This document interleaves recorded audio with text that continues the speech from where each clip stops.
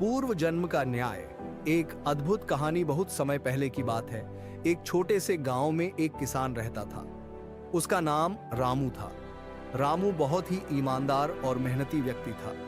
उसकी पत्नी शांता भी उतनी ही मेहनती और दयालु थी। दोनों अपने छोटे से खेत में काम करके अपना जीवन व्यतीत करते थे। एक दिन रामू की मुलाकात एक साधु से हुई। साधु ने रामू को देखकर कहा, तुम्हारा जीवन तो बहुत अच्छा चल रहा है, लेकिन क्या तुम्हें कभी अपने पिछले जन्म के बारे में जानने की इच्छा हुई है?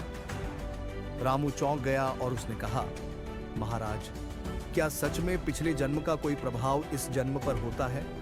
साधु ने मुस्कुराते हुए कहा, हाँ, और अगर तुम चाहो तो मैं तुम्हें तुम्हारे पिछले जन्म की एक कहानी बता सकता हूं। रामू की जिज्ञासा और भी बढ़ गई और उसने साधु से कहा, महाराज, कृपया मुझे बताइए कि मेरे पिछले जन्म में क्या हुआ था। साधु ने अपनी आंखें बंद की और ध्यान लगाकर कुछ पल के बाद कहा, तुम पिछले जन्म में एक धनी व्यापारी थे। तुम्हारा नाम राघव था। तुम बहुत ही अमीर और प्रभावशाली थे, लेकिन साथ ही अत्यधिक क्रूर और स्वार्थी भी। तुम्हारे पास धन दौलत की कोई कमी नहीं थी, लेकिन दया और करुणा की कमी थी।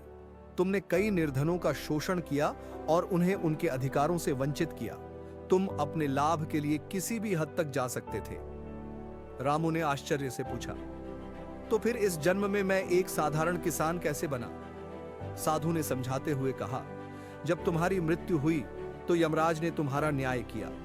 उन्होंने तुम्हें एक साधारण किसान के रूप में पुनर्जन्म दिया ताकि तुम अपने कर्मों का फल पा सको और सच्ची दया और करुणा का अनुभव कर सको।